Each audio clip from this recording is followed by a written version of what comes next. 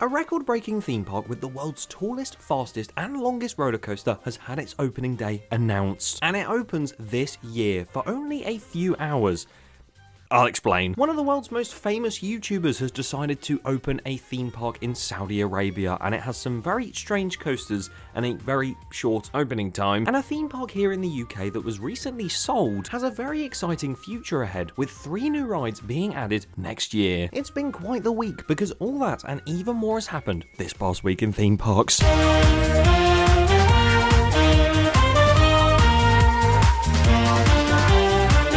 Welcome back to the hit series in which some people call Tupperwutupper. This past week in theme parks, where we take a look at the news in the past week at theme parks. I know, unbelievable, right? And this week, as per usual, has been a busy one. So if you do want to skip to specific stories, be sure to use the video progress bar chapters below. And be sure to subscribe to the channel if you haven't already too. It'd be massively appreciated.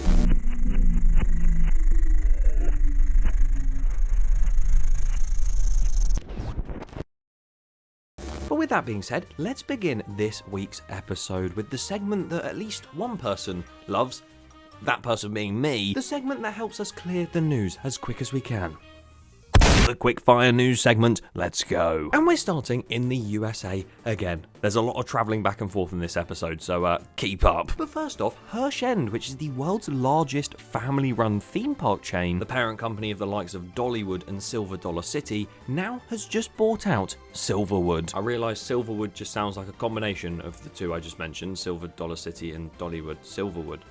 But it's not. Exciting to see that. There's been more happenings at Six Flags Magic Mountain, where Vekoma Thrill Glider supports were spotted last week, and now Vekoma Thrill Glider track has been spotted this week. Absolutely insane. Talking to Six Flags again, the Six Flags Great Adventure El Toro Retrack has begun for the winter season, and that is looking like there's now a Jump the Tracks element on it. Skyline Attractions have teased that you'll be able to see one of their light packages on one of their coasters at IAAPA this year. Just a shame none of those coasters exist anymore, because they all got shut down after 1 year of operation. Maurer Rides, who are based in Germany, so I don't actually know why have I put this in the American bit. Either way, they have unveiled their brand new Spike coaster concept that's going to be Spike Master the Loop. You'll be going all the way up that loop on the ride car, and you'll be rolling back if you fail. Sounds like a very interesting concept, as does the brand new Intamin and ETF Rides collab that has only just been released when this video releases, because thank you to Intamin and ETF Rides for sending me this early so I can report on it, because they've unveiled the brand new multi-dimension mover trackless dark ride, captioned the world's most versatile and dynamic dark ride system.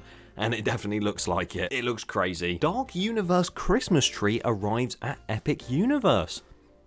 The more you know. And to be fair, the better news coming from Epic Universe this week is that after all of this rumour and speculation about the 150,000 square feet expansion, Universal have confirmed that they are preparing for some exciting additions to Universal's Epic Universe in the future. Flying down to South America, Brazil specifically, there has been some major construction progress over at Cacau Park, where it seems that they have now finally finished the track layout and topped off the top hat on their huge Vekoma roller coaster. And they also seem to be testing many different kids flat rides that they are installing at the park, whilst the rest of the land around it is still a barren wasteland. But that is exciting nonetheless. Back up to America and Canada now.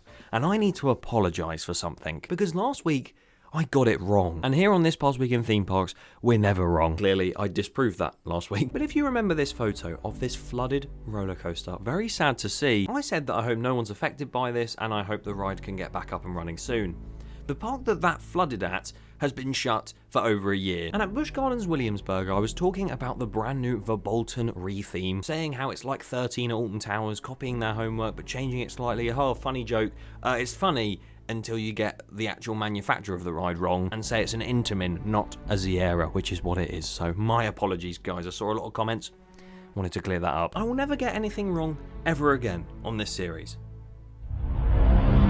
As we dip into Asia very quickly, because we're going to be flying back here later. I told you, there's a lot of dotting around today. And we're heading to Japan, because a brand new ride overlay has been put on a ride at Universal Studios Japan. And as you can see, it is of their space fantasy roller coaster, which I didn't know existed. And the overlay will be the Club Z remix, but they're working on it for the 30th of January 2026. And something even more exciting has been announced in Japan. Pokepark in Kanto, a Pokemon themed theme park, has been announced and is going to open its doors on February 5th, 2026. You're going to be able to play with lots of Pokemon in the Pokemon Forest, discover exclusive merch at the Trainers Market, take in a show at the gym, or go wild at the Battle Court. Don't know how they're going to do it, but I really hope this catches on and they build more of these around the world. I love Pokemon, so I would do anything to visit that place. We're going to come back to Europe now. I mean, we're just dotting around everywhere. What's going on? Why can't we stay in one place for more than 1 minute? Well, we can't, because over at Efteling, Baron 1898, their B&M dive coaster, has finally reopened after its long refurbishment project. A shame it got delayed, but time takes perfection. No, perfection takes time. Get that on a t-shirt. Slagharen, also in the Netherlands, has given us a brand new first look at their brand new pendulum ride, the big frisbee thing that they're installing, 30 meters tall. That's going to be great for that park's lineup. Jetline at Grona, Lund, an old Schwarzkopf coaster that sadly had a huge accident on it, has now finally begun being demolished. And Freizetpark Plohn have been very busy building their huge Mack water coaster, and this thing actually looks like a ton of fun. Maybe one day I will go to Freizetpark Plohn and not only go and visit and ride that ride, but also learn how the hell you pronounce the name of the park. Transporting ourselves back into the UK, we're here in the motherland. Yippee! Because as we begin to slow down with the news,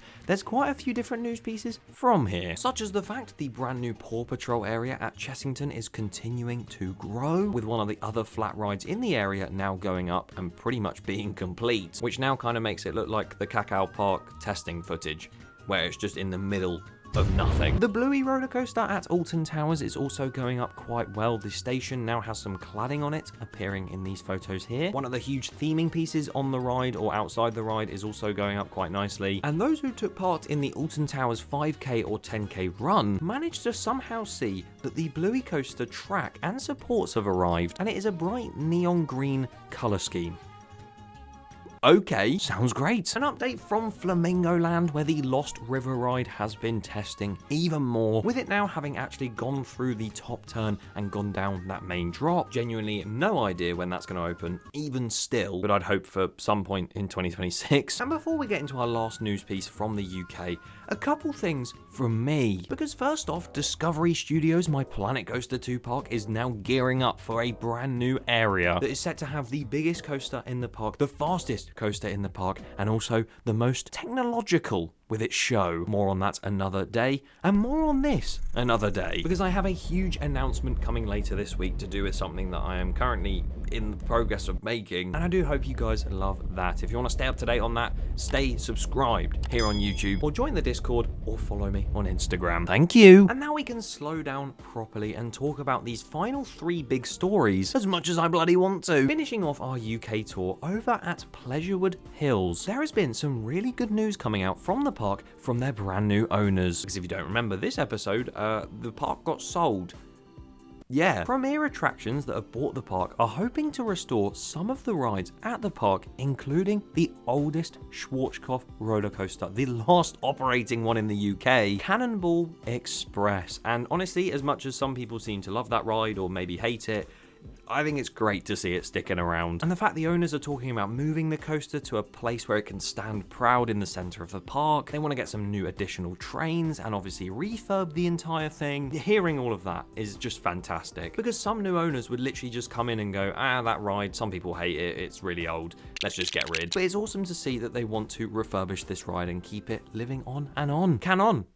Ball Express. And on top of that great news where they want to refurbish this ride, they also are set to add 3 new rides for the 2026 season. I do sincerely hope that whatever they have planned for this park goes ahead and it makes the park 10 times better, and the park continues to have a lot of success. It looks like a great park, and maybe I will visit there. 1,000 likes and I will, because I actually haven't been before, so it'd be quite nice to go. And speaking of places that I have never been before, we are now going to travel over to Saudi Arabia, where our final 2 stories come in from. The first of which is a brand new theme park that has just opened there called Beastland. That is right, if you missed my last episode, you might not know that Mr. Beast, the big YouTuber, has decided to open his own Beastland theme park inside Saudi Arabia, saying that it's very central to the world so people can travel there, and of course as well he has a big Middle East audience, and that was very much proven right when he opened the park, because that place looked busy. And maybe it's to do with the amount of time that the park is open for,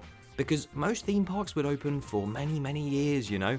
Beastland is only open for 45 days. Some key things to point out: they seem to have a lot of different challenges, like I mentioned last time, but we don't really care about that. We want to know what rides and attractions they have, so they seem to have a lot of different flat rides, like your classic fairground style ones, and even a little SBF Visa spinner. But the one thing I want to point out, which I find really hilarious how strange it looks, is the Energizer roller coaster. Right here. This thing looks janky as hell. It just looks like a mental looking ride, and I kind of want to ride it. 17,000 likes and I'll ride the Beastland Energizer. But you know what? That theme park looks a lot better than I thought it would be. And for those that enjoy his videos and those that want to take part in some of them or go to this place, go and do it. And the same goes for another new theme park that has just been announced to open later this year, not too far from where Beastland is, this time in Quiddiya City, the huge record-breaking theme park Six Flags Quiddiya. And we finally got an actual high-quality video, because every single teaser video we've seen of this place is all just in potato quality, of loads of young people kicking footballs around the park and blasting it somehow over the top of Falcon's Flight. That must be a record of some sort. But you got footage of loads of their flat rides that are there. You've got this huge drop tower, which looks massive. Their Vekoma tilt coaster, Iron Rattler, I believe Spitfire as well, which is an Intamin launch coaster. A showcase of all the different food and sort of offerings at the park, and of course, Falcon's Flight itself, which I would be led to believe has probably had riders by now. But I have no proof of that, because the park seems to have actually opened for the past week with like press going in, a little bit like what Epic Universe did, with previews and everything. But now we have the official day it will be opening, and it's going to open on New Year's Eve on December the 31st. Would you know at the start when I said, oh, it's only going to be open for a few hours this year and then it's going to close again?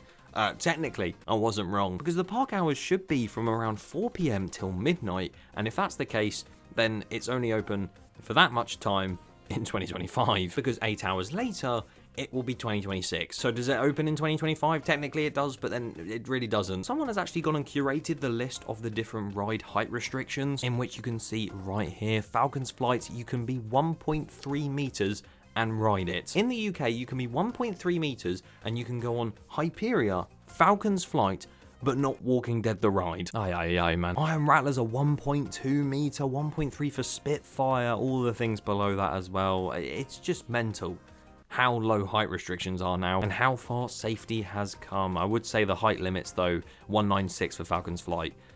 I'm getting there. And whatever Big Splash and Colossus are, I think Colossus is the big wooden coaster, which is really sad. I'm actually too tall to ride them. Well, that's sad. But yeah, the 31st of December for that park. I feel like if you visit that day, there might be a few issues with Falcon's Flight, as there probably will be throughout its entire lifetime. But considering we first saw that concept video of it running and this whole, oh, we're going to build the world's tallest and fastest coaster, no one believed it. The fact it's literally been built, tested, and potentially had people on it already is mental. This world, sometimes it's very surprising, as it will be when we eventually hear back from that 1,000 foot tall roller coaster that was planned at the start of this year. What do you think to all of the news I have covered in this episode? Leave your thoughts in the comments below and make sure you subscribe so you don't miss next week's episode, because you never know what might happen. I might have released something by then.